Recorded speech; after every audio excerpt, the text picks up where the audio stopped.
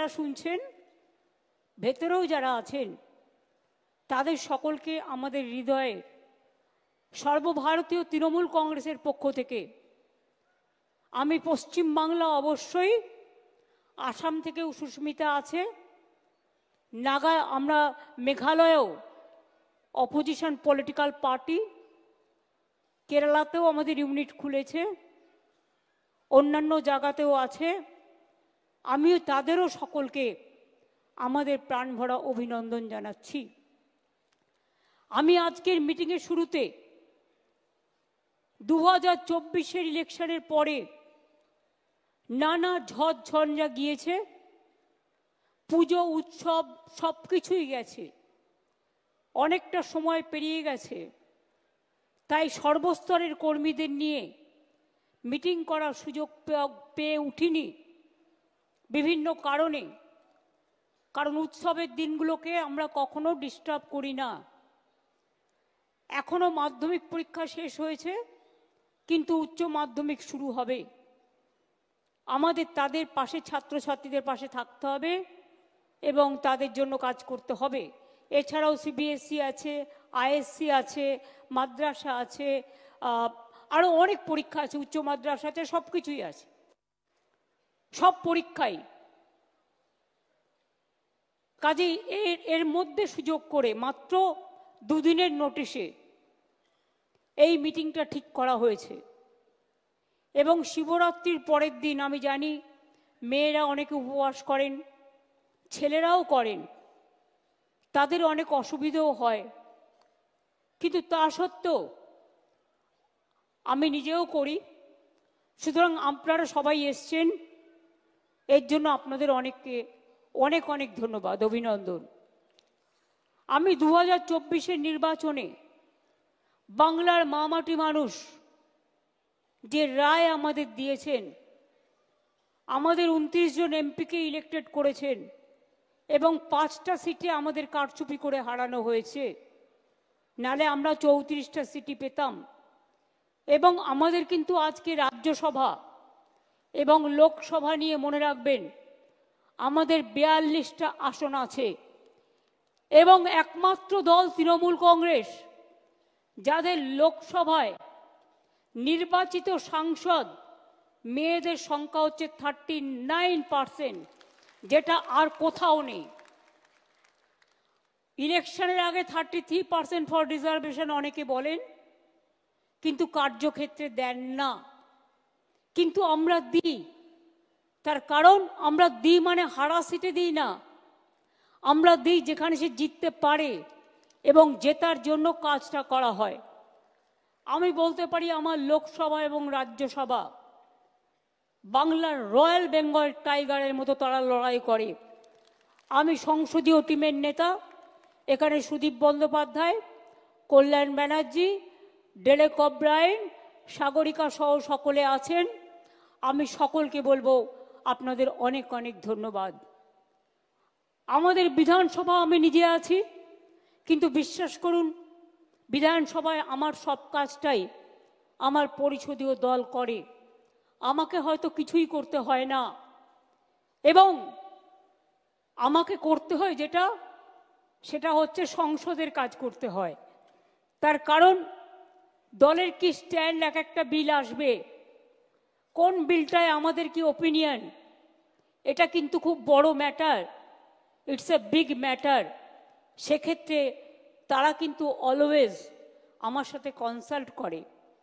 আমার মনে আছে আমি যখন এমপি ছিলাম আমার কাছে একটাও ইনফরমেশন থাকতো না, কারণ আমি তো এমপি ছিলাম কখনো একা। আবার 2004-এ সবাইকে জোর করে হারিয়ে দেওয়া হলো, 39% ভোট আমরা পেয়েছিলাম, কিন্তু সিট পেয়েছিলাম মাত্র একটা।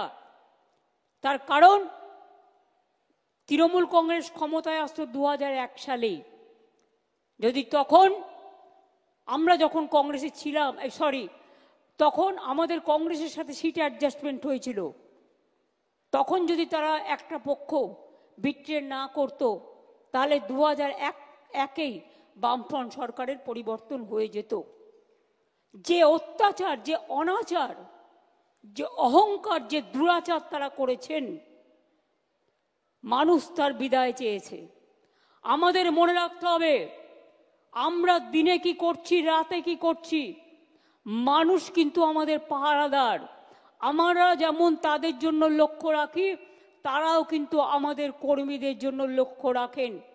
আমি সেই কর্মীকে পুরস্কৃত করতে চাই যে কর্মী কোনো কিছু চায় না, কিন্তু বুথের দিন এজেন্ট হয়ে গিয়ে একেবারে বুক বাজিয়ে লড়াই করেন, এবং লড়াইটা করেন পিস্তলের সামনে দাঁড়িয়ে।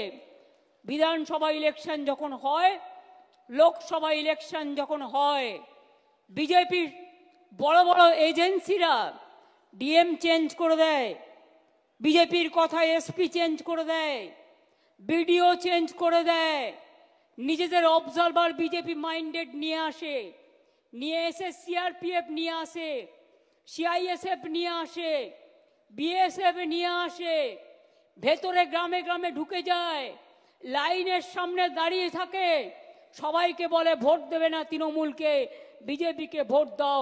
আমি এই রকম মানে দুরবস্থা গণতন্ত্রের আগে কখনো ভারতবর্ষে দেখিনি। ইলেকশন যত এগিয়ে আসবে দেখবেন এজেন্সির তৎপরতা বাড়বে। সব মিডিয়াকে কন্ট্রোল করে নিয়েছে, এখানে সাংবাদিকদের কোনো দোষ নেই। সংবাদ মাধ্যম বলতে পারে না, কি করে বলবে? সাংবাদিকরা যারা কাজ করে সংবাদ মাধ্যমে আর সংবাদ মাধ্যমের মালিকের মধ্যে তফাৎ আছে। মালিকরা বিভিন্ন বিজনেস করে, তাদের কখনো ইনকাম ট্যাক্স দেখিয়ে ভয় দেখানো হয়, তাদের কখনো সিবিআই দেখিয়ে ভয় দেখানো হয়, ইডি দেখিয়ে ভয় দেখানো হয়। ভোট দেবে না তৃণমূলকে, বিজেপিকে ভোট দাও। আমি এই রকম মানে দুরবস্থা গণতন্ত্রের আগে কখনো ভারতবর্ষে দেখিনি। ইলেকশন যত এগিয়ে আসবে দেখবেন এজেন্সির তৎপরতা বাড়বে। সব মিডিয়াকে কন্ট্রোল করে নিয়েছে, এখানে সাংবাদিকদের কোনো দোষ নেই। সংবাদ মাধ্যম বলতে পারে না, কি করে বলবে? সাংবাদিকরা যারা কাজ করে সংবাদ মাধ্যমে আর সংবাদ মাধ্যমের মালিকের মধ্যে তফাৎ আছে। মালিকরা বিভিন্ন বিজনেস করে, তাদের কখনো ইনকাম ট্যাক্স দেখিয়ে ভয় দেখানো হয়, তাদের কখনো সিবিআই দেখিয়ে ভয় দেখানো হয়, ইডি দেখিয়ে ভয় দেখানো হয়। আর বিজেপি পার্টি অফিস থেকে সকালবেলায় তারা লিখে পাঠিয়ে দেয়, আজকে সারাদিন এই খবরটা চলবে আর এই খবরটা চলবে না। ইলেকশন আসলেই মনে পড়ে তৃণমূলের কাকে কাকে চার্জশিট দিতে হবে। ইলেকশন আসলেই মনে পড়ে তৃণমূলের কাকে কাকে চোর বলা হবে।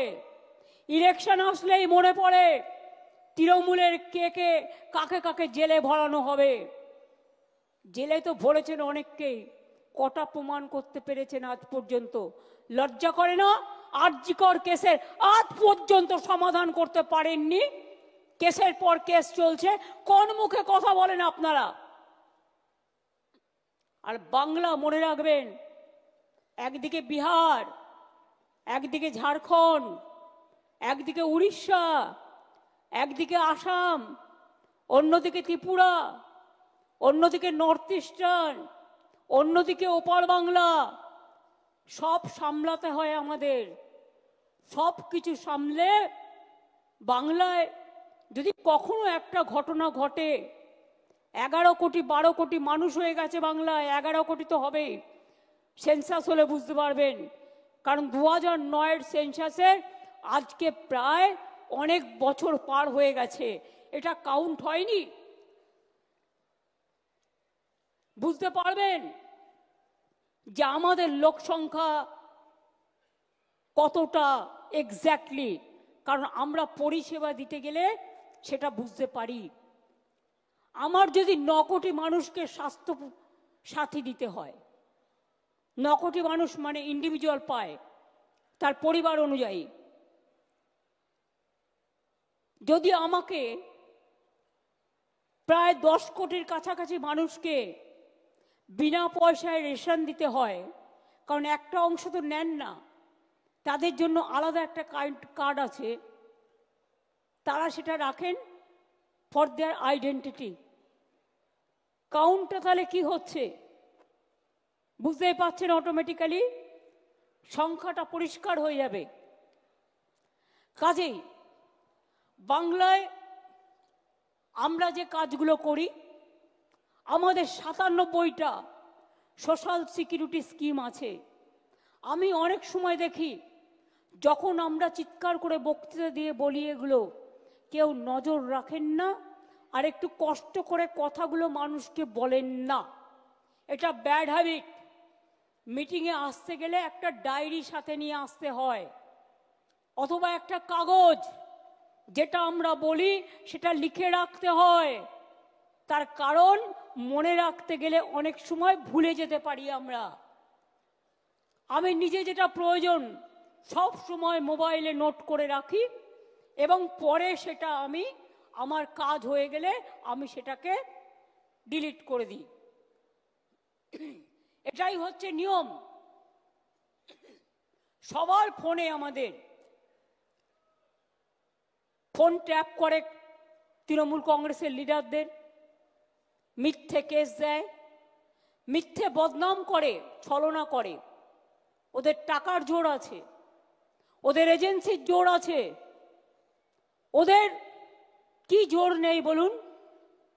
আমি ইলেকশন কমিশনকে খুব রেসপেক্ট করতাম, এখনো করি। যতদিন রেসপেক্টের জায়গায় থাকবে করব। কিন্তু আপনারা কি জানেন সদ্য ইলেকশন কমিশনার হয়েছেন কে? আমি শুধু পরিচয়টা দিচ্ছি আপনাদের জানবার জন্য, জেনে রাখা উচিত।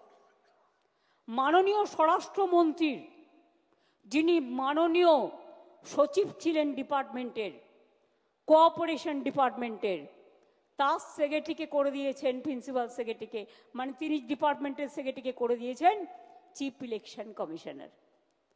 টোটালটাই বিজেপির লোক দিয়ে ভরা। এই নির্বাচন কমিশন নিরপেক্ষ যতদিন না হবে ততদিন এই বদনাম কিন্তু থেকে যাবে, মাথায় রাখবেন।